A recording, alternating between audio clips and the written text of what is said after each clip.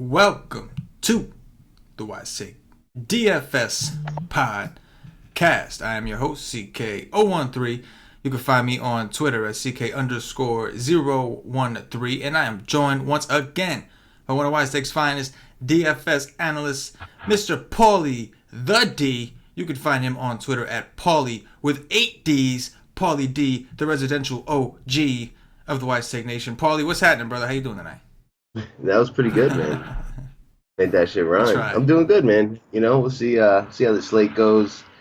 Two lineups had a couple Rocket players, so those aren't doing well. But I got two others that are fairly live if Boston gets back into this game. And we got a nice little 7-piece tomorrow that, upon first look, it looks like a decent little slate, actually. And nice size. 7's like perfect size for me. And it's 7. For multiple reasons, mainly it's 7. Yes. Yeah, man. We're not going to spend too much time on it. We have a football show to do after this, but the Rockets look lost as a team. They look lost. They're not playing defense. They're not offensively efficient. I was telling you that today. I just realized how bad of a catcher Capella is. Can't catch a damn ball. Like, can't catch nothing. I don't think do catch a cold in fucking the middle of Alaska. But yeah. I mean, if you're a Rockets fan, are you panicking yet? I would. You shipped off your two best defensive players and, you're playing slower, which I don't understand at all. And, that's not their coach's, style. But maybe it's the loss of those guys. I don't know exactly. But major downgrade going from Ariza and Mahmoud to Melo, who they just didn't need more offensive firepower. And, other teams just are looking a lot better in the West.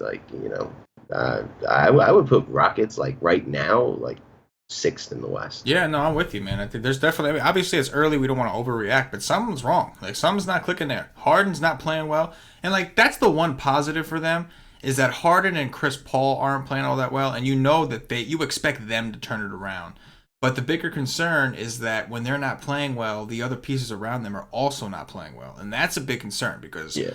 I mean, then you're looking at these two. You're expecting these two to do everything. You went out, you swapped out Trevor Ariza, you went and got Carmelo Anthony. So you took a guy that plays defense for a guy that doesn't. And on top of that, Ariza fit this role better. Melo has always been an ISO player. He doesn't fit well with this stand in the corner when I throw the ball, hit a 3. He just never hits it. He shot awfully today. He could not hit it. Dude shot horribly. And I think that there's definitely some concern. On top of that, even with bigs, like Nene Hilario being out and not having a man who can defend. Capella is not a defender. He's not that big. And not True. Having a big like that, you saw what Adams did to him today. Every single big center is going to do that. And the only way you can match up with teams like that have a guy like Adams is to play fast. And they're not doing that. Yeah. So. And, I don't think Jimmy Butler's the answer for them, really. They need a big. Yeah. And, they go out and trade Jimmy Butler. I think that's going to really hurt them longer term. Because they're going to have to sell the ranch to get him.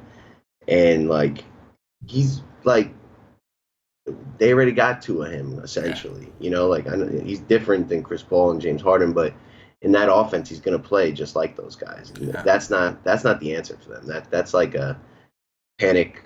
Panic. Bad decision. Definitely, that's a panic. That's okay. We were supposed to be contending for the championship this year. We went backwards. We're freaking out. Let's go get somebody who plays everything. Offense, defense, can play ISO if our guys are struggling. That's what that is. But what they offer, 4 first-round picks? Are they insane? 4 first-round picks. Are they insane? Yeah. And, Minnesota's only going to do the deal if someone absorbs Gorgie Dang, who's, just an awful contract. Yeah, so, they're going to give away 4 first-round picks, and you only get 2 rounds in the NBA. So that's, you're really mortgaging your future for maybe 1 season. I wouldn't do that trade about it. If the teams were smart, they would just try to get that dude's name trademark. Gorgeous Dong. Start selling T-shirts, bro. Just you don't have to attach it to your brand. Just open up a second market. You got him on your squad. Get him to sign some paperwork and start selling some T-shirts. Gorgeous Dong, baby. I love it. But yeah, rant on the Rockets is over. They look lost. They look horrible. Again, I'm just going to sneak this in here. OKC on the back end of a back-to-back, the finishing at 3-4. Meanwhile, the Rockets, I think they traveled too, right? Weren't they just in Cleveland? Were they in? They were in Cleveland, I think, right, for that game. Yeah, they were. So they also traveled. Meanwhile, the Rockets had 2 days off, and That's what they did. All right. Moving on. Hopefully we get some sweat action coming with these late games. In the meantime, we got ourselves, like you said, a 7-game slate. Nice little Friday size slate. Don't like them when they're too big. But I do think that this is a nice juicy size. That's what she said. Point guards, Paulie. Take me down to around 5K. Who stands out to you on your first look? Yeah, and this is like a true first look, and I don't see a ton at the top here. Like, I guess we could take a stab at Kemba against Philly, but he's on the road, so no. At 9, actually, no. I'll take that back. No. But Ben Simmons, I think we could take a shot against Charlotte. They are just undersized, and if this game does stay close, he should trip dub, and, if he can get some scoring going in transition here, maybe you take a look there. I could do John Wall against Orlando.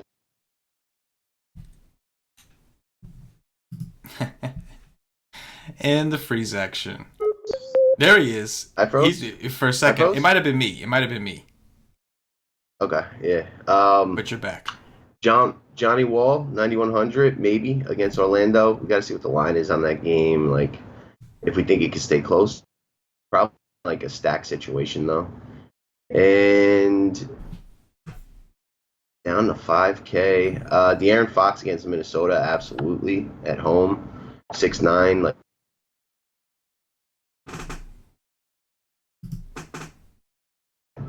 definitely could do that. Reggie Jackson, 5,800 against Atlanta. I'm going to continue to play guards against Trae Young, and his usage is increasing in that offense. Like, he's especially in close games. That would probably be a stacking situation as well, because you really need that game to stay close. You're probably going to want a Drummond against Atlanta too, so you're going to want to run back some Atlanta. But Reggie Jackson at 5'8" against Atlanta, I could do.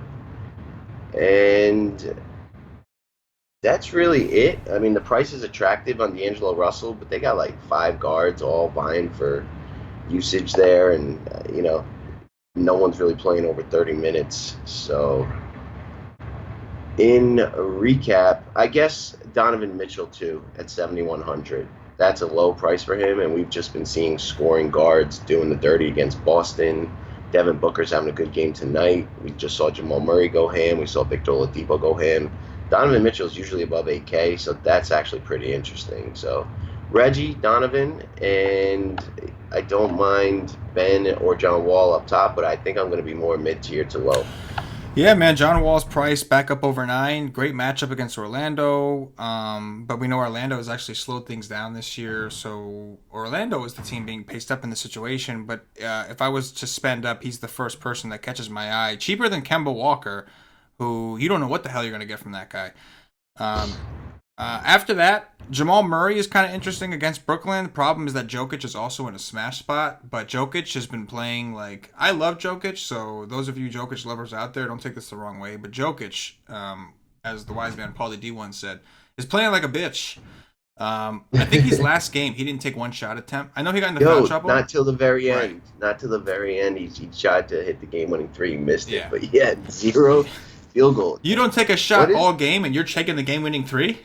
Like, you know what I'm saying? You haven't even taken a warm-up shot, essentially. Like, I don't know. But Jamal Murray, he's been more aggressive this year. 7-2 is a little steep, but we know he's got upside, so in tournaments I can do it. I like the call on Donovan Mitchell. 7-1 is just too cheap. Like you said, we've seen jump shooters do this to Boston, and Mitchell, while he hasn't had the best jump shot this year, he is a scorer. Interesting to see if Teague is back or not. I haven't seen a note on that, but Fox and Rose, I think he's is he out? I think he's Fox out. and Rose can be an interesting matchup to see, right? Neither of those guys are very good defensively. Rose has been super aggressive. Fox has been pretty aggressive. They're around the same price on DraftKings, 6'9" and 6'8". Those two guys I definitely want to look into. And on top of that, Bogdanovich, I believe, is out. Like, I think they're ruling him out for rest. They're going to bring him slow. So we're going to go see the Kings go back. The usage should be more predictable. And things like that. So I think those two guys are definitely two that I want to take a look at in tournaments. Paulie, take us down to Value Town and see if we see anything. All right. Yep. Do we know Dragic status, if he's playing or not? I I could have sworn there was something in Slack, like an update on him. don't know. DraftKings only has the update from last game. They didn't say anything. Yeah, I'm checking. It was like very recent. It either said like he's out for 2 weeks or game time decision, not non-news event. I know George Hill is out for 2 weeks. Yeah, yep, that is true. Man, I guess there was a lot of shit tonight because I can't find it. Oh, listed questionable. There we go. Non-news event. Dwayne Wade is listed as out. Oh, Dwayne Wade is out again. Yeah. Okay. He had a baby. Ah, did he? Yeah. Anyhow, Tyler Johnson, I think anyway, but especially with Goran Dragic out, you could look at Ish Smith in more of that blowout build, the Detroit Atlanta game. Darren Collison is 4-2 against Miami. I got to look deeper into that, but that is interesting on first look. And I think that's it, dude. This is going to be the true test of if you can take any point guard against Miami. This is going to be the true test. Yeah. You can take Collison at 4-2 again. Now, mind you, this man played 18 minutes against Philly. Not exactly sure why. Only had 2 fouls. Barely did anything. So we're going to want to look into see who filled in those minutes. And another problem with Collison is he's not getting 30 minutes a game over his last 3. 18, 28, and 26 his last 3. So we want to see who's cutting into that rotation. All we know is we want to take point guards against Miami. We prefer aggressive scoring point guards, but this is going to be the true test right here. And so Corey Joseph played 31 minutes, and he's played 30 before and like into the mid-20s. Maybe we just go to Corey Joseph instead. I got to look at game flows and see who's closing, especially. But that was a close game against Philly. Not sure why Collison got the drop, but Corey Joseph 3-6 might just be a better option. Yeah, absolutely. Either way, we know we want to stay focused on point guards against Miami. That's just been too damn good to pass up. Let's move it over to shooting guards, Paulie. What do you see about 5K over there? Shooting guard. Well, I actually like Nick Batum more in this spot. Like, power forwards have been crushing Philly. Wings are just doing better against them. He's 6'3", is just the first name that I saw that I really liked. I definitely think this is a Batum spot over Kemba, especially on the road, but against this opponent. Jimmy Butler against Sacramento, 8-6. That is appealing and interesting. If Goran Dragic is out, Josh Richardson, 7,400 against the Pacers. I don't love, but the usage will be there. He shot terribly last game.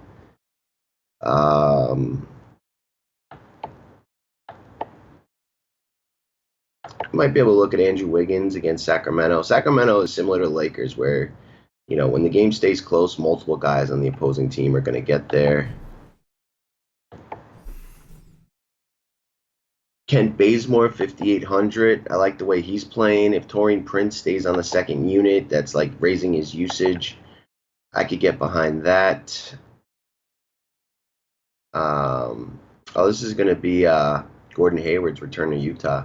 Ooh, interesting. He's 5K. On a back-to-back. They already announced they were going to play him on the back-to-back. Maybe, that's kind of interesting down there right at 5K. And it's really it. Nothing I'm really too excited about, but I do like the idea of Batum and obviously those T-Wolves against Sacramento. Yeah, man, if there was ever a spot where I hope Jimmy Butler decides not to play, it'd be here, right? Because then it'd be glorious. And an awesome pace-up matchup against Sacramento, a team that doesn't play defense. If he steps out, less people, vying over usage, that would be an awesome spot for him to sit out. I'm just speculating, but the way it's been going, it was very clear he's going to play when he wants to play. And so when he's on primetime TV, when he's playing a big market team in the big market, he'll play. He's playing LeBron James, he's going to play. He's going to want to do his thing. But against Sacramento, small market-ish team, not much going on. The other California team, we'll see. I don't know. Curious to see. I don't think I want to play him. It's a great spot on paper. I just don't think I want to play him in a situation where we know he can just go dormant and decide, like, I'm not going to do shit. Josh Richardson at 7-4. Indiana is playing pretty good defense, and they're playing slow. If Dragic is out, we know the usage for Richardson is extremely high. Didn't do too hot in his last game. Still went for 31. He shot horribly. That's what I'm saying. Exactly. Yeah. 6 for 22 from the field, and he still put up 31 points. The usage is just too high to ignore, I think. He's, as long as if Dragic's out, he's always going to be in play. Your boy, Buddy Hyde, Mr. Buddy Hield. Your boy. He's been continuing to play pretty well. His last 2 games weren't overly impressive, but he's still demonstrating some pretty high usage. He's still taking a lot of shots, taking a lot of threes. He's getting some rebounds. If Butler is playing, obviously less attractive, but if he gets a matchup with Wiggins, it's not a bad spot. I hate to say it. I feel like we missed a lot of that Buddy run, so I don't want to be the one to jump on it now when he seems to be cooling off of it, but the usage has been there, man. And with Bogdanovich out, they're back to that situation where he could play. What do you mean out? He's out for rest. They said he's not playing. Really? Unless it was the other Bogdanovich. They said one of the Bogdanovich wasn't playing, and I assumed it was this one because he was coming back from injury. Yeah. I did see that. It didn't specify the team. Bogdanovich. Their name is not the exact same, right? Yeah, it is, I think. No way. I'm almost positive. Their last names are dead. No, Bojan. Bojan is Indiana. Bogdan. Oh, yeah, Bogdan. Is there a G in that one? Yes. Oh, so he's out. Yes. That would put Buddy Hield in play, actually, as much as I hate to say That's what I'm it. saying. Especially if Jimmy were not to play. I don't see why Jimmy wouldn't play, though. I mean, well, because he apparently chooses when he wants to and when he doesn't now. He's got it like that. But even if he does play, there's a case to be made. I think Shumpert would be the one covering him. So there's a case to be made that he would be the one covering Shumpert. They've been playing Shumpert at the 3 because he's the better defender. So they're going to put him on whoever they're worried about the most. Also puts Wiggins in a pretty good spot if they do that because Buddy Hield is not a very good defender. Nick Batum at 6'3", also kind of interesting. Nothing like over the top, but interesting. Aside from that, I think that's about it for me. About 5K. What do you see under 5K? Anything on there? Under 5K. What did they price my buddy Ellington at? Jeremy Lamb, 4.9. Again, I think I'm going to stay away from Kemba, so he'd be another guy to look at on Charlotte.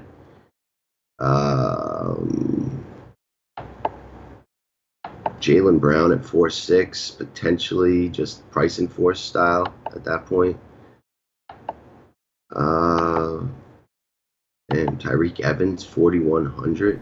Reggie Bullock, 3,900. There are tons of value options down here. Jeremy Lin, 37, blowout build. I'm still going down. We got Kevin Huerter, 3,300. That could be, as long as he's there and going to get 30 minutes, like we can definitely entertain that. And I don't see our buddy down here. Where is Ellington? He not a shooting guard? No, now? he is. He's 3-7.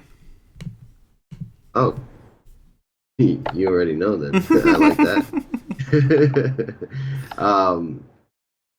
Is he really? I don't even see him on my thing. Yeah, he's there. Maybe, you know what? This model, like, he hadn't played. It probably hasn't gotten him in there yet. He hadn't played yet this year. They only put, like, the relevant guys.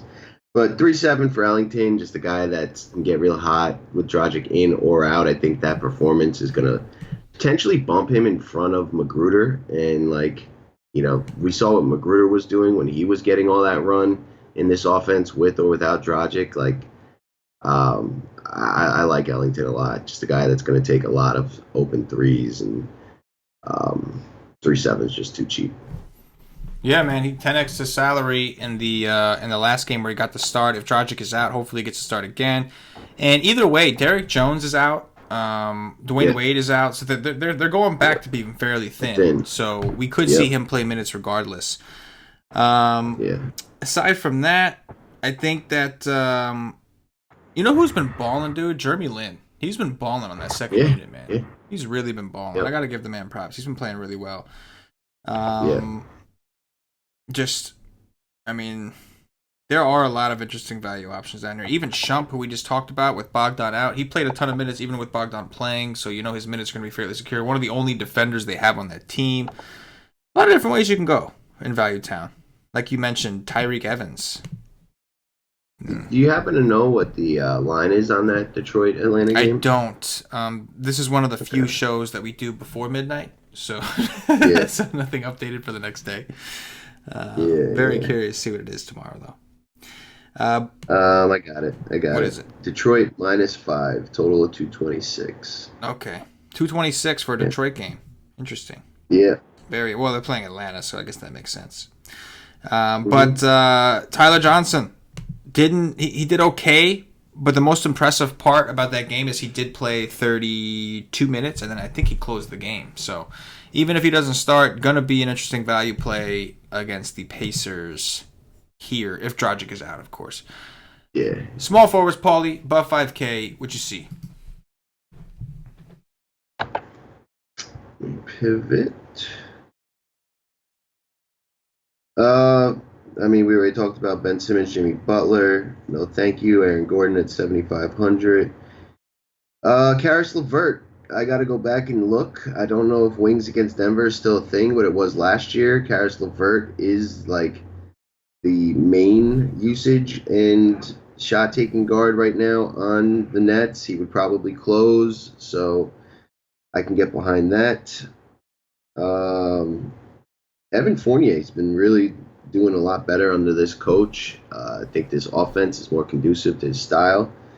And against a team like Washington, which is very, very poor defensively, I can get behind that. Bielitsa against his old team. Again, that Minnesota Sacramento game is going to be attractive and a little revenge factor. Price is down a tad. I could do that. If Dragic is out, maybe Justice Winslow at 5'6". Taurean Prince 5'6" against Atlanta. You know, I actually like that he got moved to the second unit. He still played over 30 minutes, and like he's not battling Trey Young and Bazemore for usage. He's just getting it all there. So I actually like that. And Detroit's like I think bottom 2 or 3 in the league against the small forward position. Jay Crowder against Boston, a little revengey there, 5'3". I could do that. Otto Porter went off last game. He's 5'2" against Orlando. You would think that's a decent spot. I could do that as well. A lot of mid-tier so far on this slate. It feels like a balanced kind of slate for me. We still have to get to center. But so far, it's a lot of mid-tier stuff that I'm liking. Yeah, I have a feeling center's going to be loaded. We got what Drummond against Atlanta, Whiteside against Indiana, Jokic against Brooklyn. Jokic. It's going to be Cat against Sacramento. Yeah. Whiteside against Indiana. Yeah. yeah. It's going to be interesting. 2 center night. That's for sure. Yeah, it's looking like that. Looking at small forwards, we talked about a lot of these guys at shooting guard like Josh Richardson. Aaron Gordon kind of stands out with Isaac out. So when Isaac's been out and we've seen Gordon start to play better. 39, 39, 44 in his last 3 games, DraftKings points. So I do think that there's a correlation with him playing the 4 and success. And I think this is not, I don't know, obviously again, with Dwight Howard down low, it's not necessarily the best rebounding spot, but I do think it's a pretty good spot as far as matchup. We've seen power forwards completely destroy Markieff this year. And Gordon is certainly athletic enough and capable. I don't love the 7.5 price tag. We were just getting him very cheap, 6'4", 6'5", 7, and now he's 7.5. So now it's like, now here's comes the true chat. Can he pay off this salary? Can he do it for a 4th game? But on paper, it does look like a pretty decent matchup. After that was a pretty significant drop-off until you get to the Bielitsas and Winslows. Like you mentioned, Bielitsa against his old team definitely have some interest there. He's playing the 4. It's going to be matched up with Taj Gibson. Taj Gibson is definitely in a good spot. We'll talk about him. But Bielitsa has the revenge factor. I kind of like that. Taj Gibson is basically here for his defense, but aside from, he did a pretty good job against Kuzma, but for the most part, he hasn't done that well this year. Power forwards have gotten, especially stretch fours in particular, have gotten to Minnesota. So with Bielitsa, it's going to come down to if he's hitting his shot. Siakam was just owning his ass in that last game, but that was just a rough spot. He had a bad game against Milwaukee, but his whole team did. If there was a spot for him to bounce back, I think it's this week with revenge. No Bogdan breathing down his neck. Should get plenty of minutes as long as he stays out of foul trouble. And Taj isn't a guy that's going to get him in foul trouble. So I do think that this is a pretty good spot for Mr. Bielitsa. And Winslow, dude, if Dragic is out, Winslow is playing big-time minutes. Got into a little bit of foul trouble against LMA. This is a much better matchup for him. Should be playing a lot of 4. Going to be matched up with like Thaddeus Young. We've seen power forwards do well against Indiana over the years. It's been like a long time coming thing. Indiana, not a very good rebounding team, so I know he's got Whiteside down there, but he could fall into a few more rebounds. This is a very good spot, I think, for Justice Winslow if What's-His-Cock is out. Jay Crowder revenge, kind of interesting here. 5'3", going up against Boston. Crowder has been picking up a lot of usage over there. He's taking shots, double-digit shot attempts in every game this year, but I think 3. And like 5 in a row, he's taking double. I know some of that was because they had some injuries, but interesting spot. I'll leave it at that. You know, the only problem with Crowder is at times he can become very scoring dependent. Like the rebounds and the assists and all that, that's not all guaranteed. You know what I mean? Like sometimes he can get pretty scoring dependent. In his last 2 games, he shot awful. So, well, at least from 3. 6 for 12 against Dallas wasn't that bad, but kind of interesting. Paulie, take us down to Value Town. What do you see?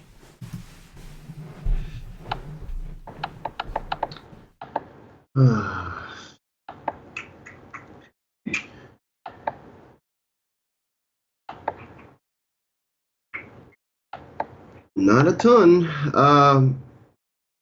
You know, Bojan Bogdanovic at 4-4, like he's going to just have those games where he shoots really well from 3 and gets you there just on raw scoring alone. I don't love that, but it's the first thing that I thought was pretty enticing that we haven't discussed already.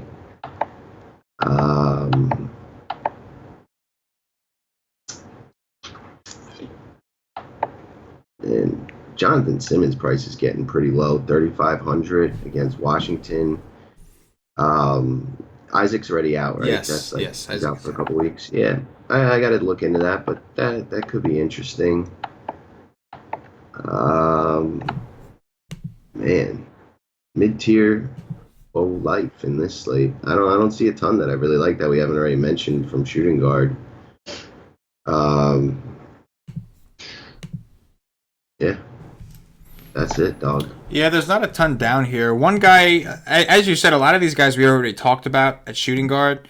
But one guy that I'll point out is somebody that you kind of put me onto in his last game. I know he didn't do all that well that time, but Juancho Hernan-Gomez, man, if there was ever a spot for him to go off, it's probably here against the Nets.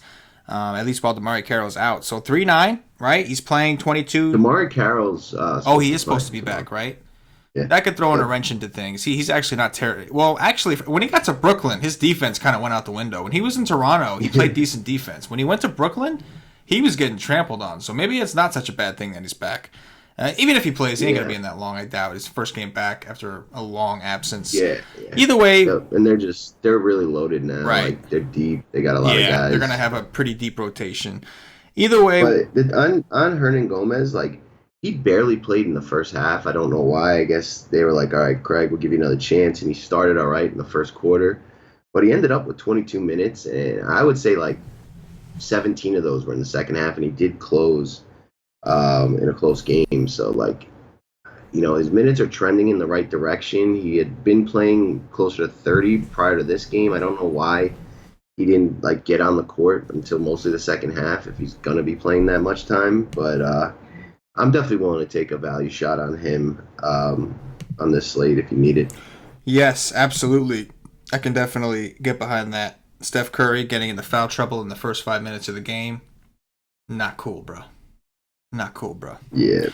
That dude needs like 10 seconds to get it going. Oh, dude, did you see what he was doing? Before he got into foul trouble, he already had like 4 points and 3 assists. He was like on his way to Smashtown, to Smashville.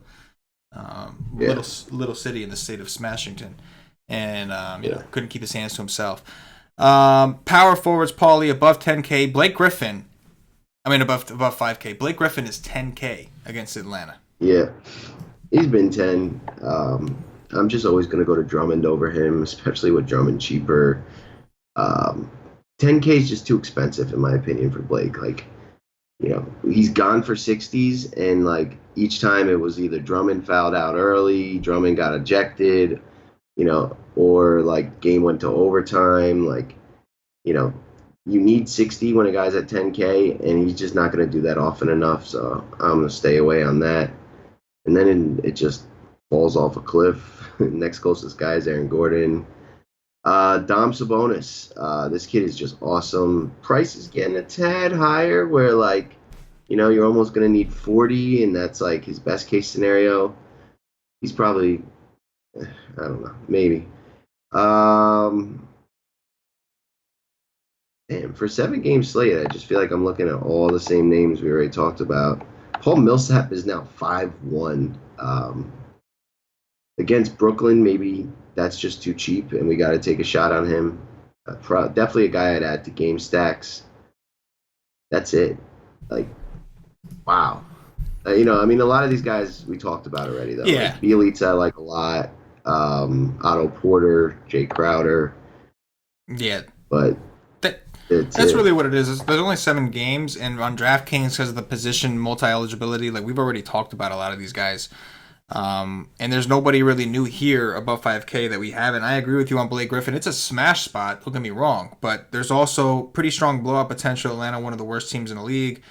And then on top of that, he's at a price now where you really need Drummond to do nothing for him to really go ham. At this price, like for tournament value, yeah, if he gets you a 50, he's not going to crush you, but you really need at least 60 or more. He could do it. It's an awesome matchup for him to do it in, but it is also for Drummond as well. So that's always going to be a debate you're going to have to make with these bad rebounding matchups. We talked about Aaron Gordon. Sabonis. We saw what Sabonis did to Embiid, man. Went up there and dunked in his face. That was sick, right? That was sick. That was awesome. Just great to see. He looked like inhuman. Like he didn't look like a human being when he did that. He did all of a sudden. He had a cape on his back and everything. I just saw it happen. He looked like an X-Man, like a flying X-Man. At what point does he become the starting center for this team? Like, is that going to happen this year? I would like to know what it is. Is it a political thing? Because, like, you can't tell me Miles Turner's a better defender. Like, Sabonis is not a very good defender. I'll give you that. But you can't tell me Miles Turner is. What does Miles Turner do that is better than Sabonis? In my opinion, nothing. So, yeah. I don't know. Do you want Oladipo to be the guy? You're worried he's going to take away from Depot? Because he will. He'll fucking take over from Depot, man. Sabonis he's just ready to take over. I don't know why he's not starting. It just doesn't make any sense. The guy is a freaking beast. And if he could do that to Embiid, who's actually athletic, he could do that to Whiteside. You know what I'm saying? He could do it. He could do the dirty to him. He could do the dirty to him. Yep. I'd like to see it. But Bielitsa and Winslow, definitely like the two highlights, right? They're reasonably priced. They're in that range. Matchups that are fairly favorable. That seems to be like unless something opens up tomorrow or something's open in Value Town, that they seem to be pretty promising spots right there. Yeah. Take us down, Paulie. Take us down to Value Town. Better be something down here. Taj 4-9 against Sacramento. Bigs, like maybe. You're asking for a lot to get 30 out of Taj consistently, and like now you're chasing his best game of the season. But, literally everybody on Minnesota that's going to play 25 or more minutes is in play against Sacramento. They just play so fast and so poorly on D. Thaddeus Young, 4,800 against Miami. Maybe. I got to look into that, but maybe. RHJ is 4,500. Wow. But with Carroll coming back, I just don't love that. Derek Favors, a big against Boston at 4,600. I can definitely get behind that. Marvin Williams, 4,200. Power forwards had just been smashing Philadelphia. And you're going to get a guy at 4-2 who should play a lot and is coming off a couple good games now. Like, I'll probably have a Marvin Williams in one of my, main 2 or 3 teams tomorrow. Just price, what that position has been doing against this team and how he's been playing. What do you think about Amari Spellman going for like 45 DK against the Knicks? Is that something that's like, if this kid was a first round pick, we should expect more of, or is that like, In the right matchup, like the Knicks, pretty good matchup for big. So I think in the right matchup, in this one against Detroit, I don't know, with Blake and Drummond down there, it might be kind of tough. But definitely something to keep an eye on, though, for sure. Like when next time he's in if he's playing like Indiana or some bad rebounding team, definitely somebody to keep an eye on for sure. Yeah. That's really it. Maybe Michael Kidd Gilchrist. Use him a lot to guard Simmons, 4K. But I'd much rather have Marvin Williams there, and that's it. You continue going down. I don't really see anything else. Saric finally had a good game. Finally. And who did it come against? Indiana. Yeah. If Dragic is out, I mean, honestly, even if Dragic is in, Derrick Jones is out, so I would think Winslow's going to play a shit ton of minutes. If Winslow plays the 4, I'm going to have a lot of Mr. Winslow here against Indiana. With that said, you mentioned Marvin Williams. Absolutely, why not? Marvin Williams has been playing a little better, at least in that last game. He was pretty good. And Dario Saric has been dog shit. Can't play defense without fouling. The dude fouls constantly. I prefer to take power forwards who are a little bit more aggressive, who are going to draw the fouls. Marv is more of a stretch, so he's going to stand back there and wait for the ball to kick to him. So I do prefer a guy with a stronger presence who will draw the foul trouble. But they got Saric, and then it's fucking Muscala. Those are their guys right now that are playing the 4. So not the prettiest of situations. But that's just going to make Winslow all the more juicy. RHJ, man, it's a damn shame. It's a damn shame. 4-5, he's not in the starting unit. I don't know why. He's one of their best players. Did the dirty against Philly. They said we don't give a fuck. Only played 13 minutes against Phoenix in a game that ultimately blew out. It's cheap, but it's hard to do it. It really is. It's hard to do it. You know who's kind of interesting here is Kelly Olynyk. He's only 4-3. I know he didn't play a ton against San Antonio, but if now that Derrick Jones is out, is it possible we see Olynyk play some 4? Because if they got Whiteside and Bam at the 5, he's going to play the 4, right? Yeah. He's definitely going to play the 4. I think Hassan was having a historic game, so they wanted to leave him out there a bit more. Right. And but maybe, I got to look at how those minutes panned out. He did get into foul trouble. He had 4 fouls in those 13 minutes. Olynyk? Yeah. He did have some foul trouble there. But this could be but the problem is, I don't know if we can play Winslow and Olynyk together because I feel like one of them is going to feast and the coach is going to ride the hot hand. But before I get too crazy with Winslow, I do want to make sure I fully analyze the Olynyk situation because he's also in a pretty good spot here. And if Winslow ain't cutting the mustard, they bring Olynyk in, he starts slicing him up. It don't take much. Yeah. Olynyk doesn't need that many minutes. He's a 3-point shooter. He don't need all those many minutes. So he can just get going. Winslow does. Winslow needs a shit ton of minutes. Like he's that kind of guy. You know what I mean? Yep. So, low usage guy. Yes. So these are things that we want to keep an eye on. Faux Shiggity Show, Boston's only down by 3, and they just got the ball. They got the ball with 12 seconds. Horford. Down by 3. Do something, Horford. You were just get this game to overtime. He was getting wrecked by Ayton, bro. Like it came to a point when they wouldn't put him in the game when Ayton was in there. Like Ayton was wrecking Horford, just completely ruining his life. Just like talking shit about his family and everything without even saying a word. He was just dissing his ass on the court, talking shit street ball style. Just balls in his face. Kyrie Irving missing a 1-foot jumper. What happened, bro? Yep. What happened? He did make the 3 that brought it close, though. He did. He did make the 3 that brought it close, so can't be hating on Kyrie. It was blocked. It was blocked by TJ Warren. Oh, block hawk. I see. Yeah. The block. Yeah, TJ Warren, went bananas today. He did, man. TJ Warren owns Boston for whatever reason.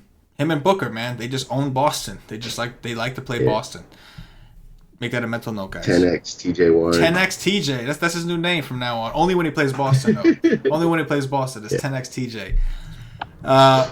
Most exciting position, Paulie, centers. We'll go all the way through on this bitch. No stopping. There's no time to stop when you're talking about centers. And I'm assuming there's going to be a lot of guys to talk about. I haven't actually looked. What do you got here? You know how, in NFL, that utility slot's, always a running back?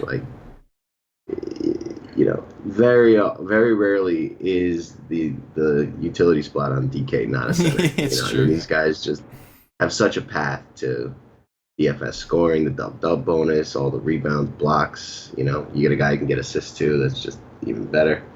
But Joel Embiid is in a smash spot against Charlotte. I don't love his price at 11-2, but if you can afford that, great. I have no idea why Blake's more expensive than Drummond. I'll take Drummond at the $400 discount in a phenomenal spot here for sure. I don't want to play Jokic because I like all these other options, but I will say that like Brooklyn's playing slow. I like Jokic in pace down games, and I would not be shocked if he went just bananas here coming off one of his worst games. Karl Anthony Towns, how many T-Wolves is too many if Butler. Jimmy Butler doesn't play, he's a lock. If Butler's in, it's, he's still looking pretty good there in this matchup. I think a Sac Minnesota game stack is definitely in my future.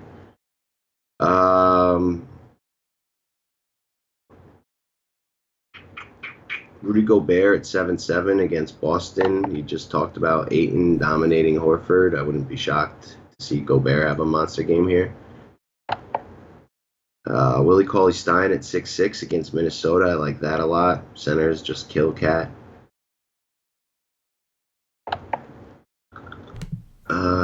D. White Howard. Doesn't he have like a gripe against Orlando? Oh, that was his initial team, right? That was I think that's so. where it all started. I don't even remember anymore. But he's 6K against Orlando.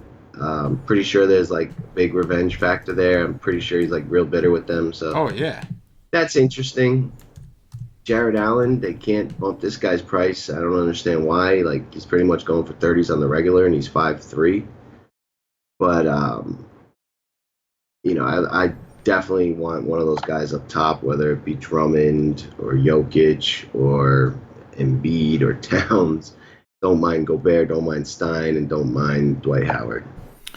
I tell you what, man. You mentioned Dwight Howard against Orlando. Dwight Howard's played 2 games in Orlando last year. 46 and 48 DraftKings points. And we're getting an opportunity to get him at 6K on DraftKings, where you get double bonuses. On FanDuel, there's still upside because of the blocks. This seems like a really good spot. This is the kind of center Vooch don't want no part of. We saw what Drummond just did to the dude. I like that, man. And I really don't think he's going to be crazy high owned because there's so many damn centers. Whiteside's ownership will be inflated whether Dragic plays or not because it's Indiana and he just went for 70. Drummond's ownership will be inflated because he's playing Atlanta. I think like there's some value in going like all the way up or like somewhat down, right? Like Joel Embiid, his ownership probably won't be as high because Drummond and because Miles Turner, and he's in a smash spot against Charlotte. If Charlotte can hang around in that game, Embiid's in a great spot at 11K. You mentioned Jokic, right? Centers against Brooklyn. The way Jokic has been playing, nobody's gonna touch that dude. You know what I mean? Yeah. Karl Anthony Towns just pissed everybody off against the Lakers. Tyson Chandler shut his ass down in the second half. He's playing Sacramento, a horrible team, in a situation where Butler even if Butler plays, he may take a step back. You know what I'm saying? The Celtics did get to overtime. Oh, loving that. Yeah. Loving that. Who told y'all the game was going to be close? I believe Paulie and I told y'all that on the White Stream today. Yeah. I believe so. He did. I also told you that the Rockets were going to blow out OKC, and that didn't happen. So I'll take my L's too. I take my L's too. I take my L's I don't take them as well, but I do take them. There's nothing worse than guys in our position that never take their L's. Oh no, dude, nothing worse than that. Absolutely. It's just like, oh, right. You always win. Oh yeah, right. yeah. You never fucking lose. Yeah, exactly. Exactly. But yeah, man, just Towns definitely a strong candidate for a pretty good play. On the other side of that game, like you mentioned, Willie Cauley-Stein also a very good candidate. There's just centers for days. We talked about Sabonis. Like, no way you're playing Sabonis. If you're playing Sabonis, no way you're playing him at center on DraftKings. You're playing him at power forward or a forward spot because you don't want to waste as many centers as you can jam in there. You're gonna want to jam in there.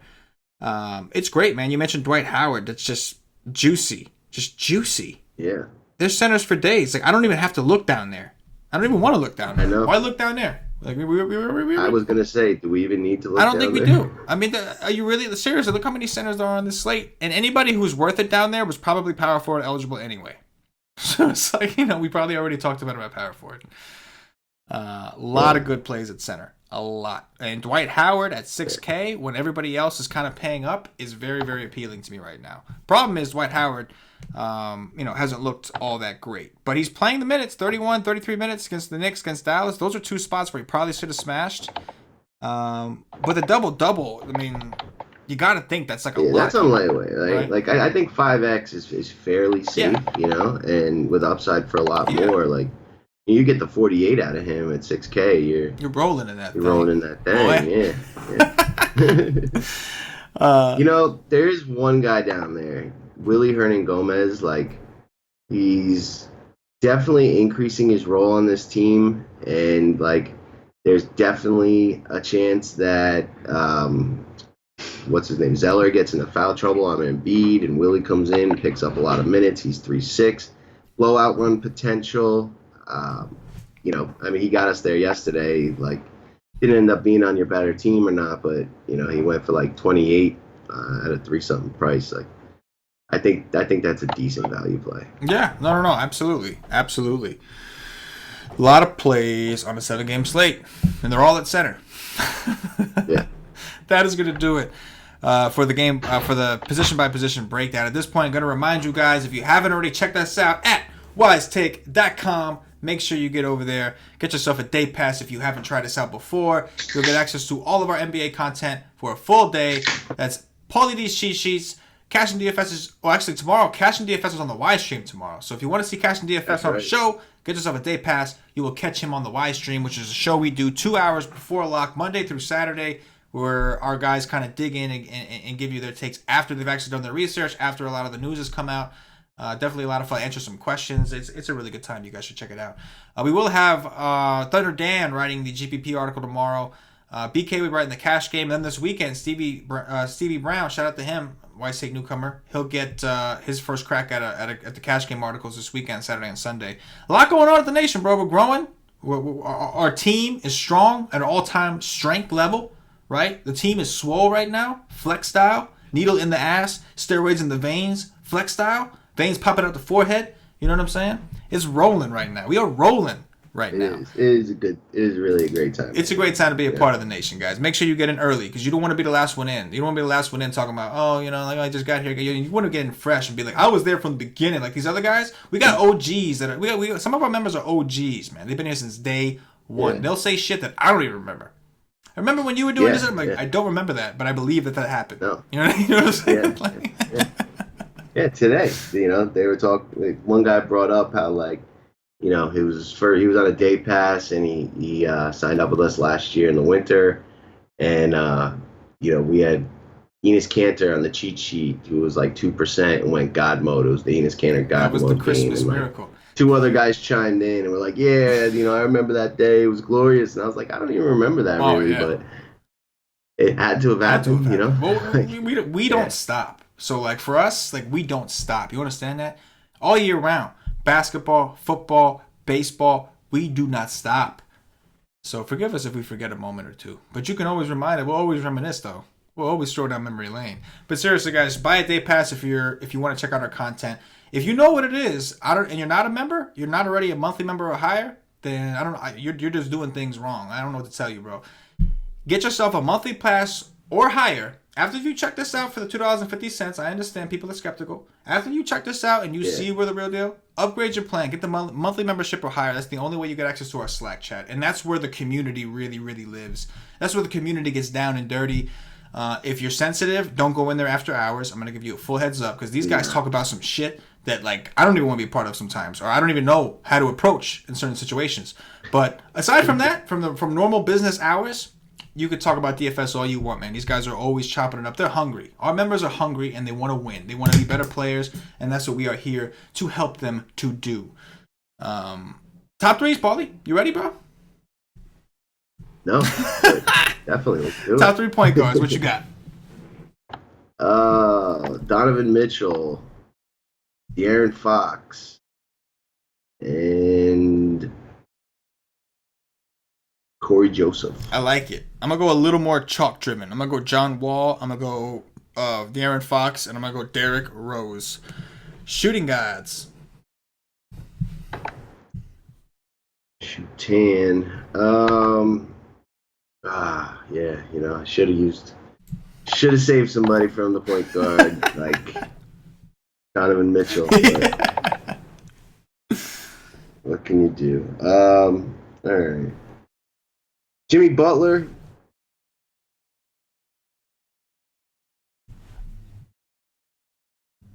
I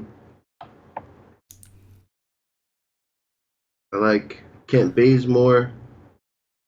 And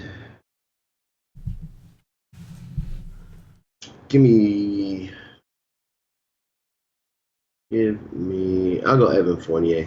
Anybody but Buddy Hield. I was waiting to see if you were going to say it. 7K, he's still got to go for 35. I know. You might get Jimmy Butler D. He's just, he's the only. Am I gonna lose money being stubborn about Buddy Hield, or how's this gonna play out? I mean, in the long run, I don't think you will. I don't expect Buddy to be sustaining. Eventually, his price, if he does, first of all, his price is gonna go way up, and then it won't even be you can't even play him. Plus, we got Bogdanovich, who will eventually be playing 30 minutes a game and is going to cut into his usage, if not his time. So I don't think it's going to be like that all year. I do think that I kind of like Buddy in this particular matchup. If he's going to play the twos have been destroying Minnesota. We saw Josh Hart went nuts on him. Ingram went nuts on him. Like some of these shooters are kind of hurting Minnesota right now. Obviously, if he draws Butler defense, which I don't think he will, but if he does, that's gonna hurt. Unless Butler just doesn't want to play against Sacramento, small market Sacramento. That's a possibility. But I'll go with Mr. Buddy Hield. I'll go with Donovan Mitchell. I did like that call. And I think I will roll with Josh Richardson, assuming Dragic is out. You know what? Probably should have fucked that. If Josh Richardson's out, I'll probably go to Ellington, baby. Yeah, there you go. I like him regardless. I like Ellington regardless. He's too cheap. Small forwards, Paulie. Nick Batum.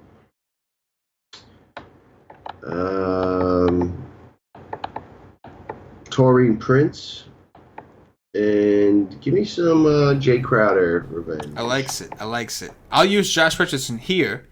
I'll also use Mr. Aaron Gordon here, and then I'll use probably my favorite play here. Really is probably Winslow, especially if Dragic is out. I'll save the other guy for power forwards. What you got over there? Yeah, Bielitsa. Yes, sir. Bielitsa.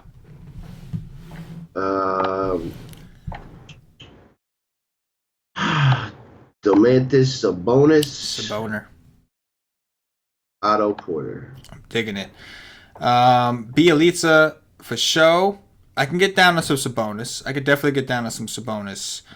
And then let's go with a punt here. Let's go with Hernan Gomez. Juancho Hernan Gomez. Against Brooklyn. Centers, Paulie, you could probably name 20 of these bitches, but try to narrow it down to 3. Yeah.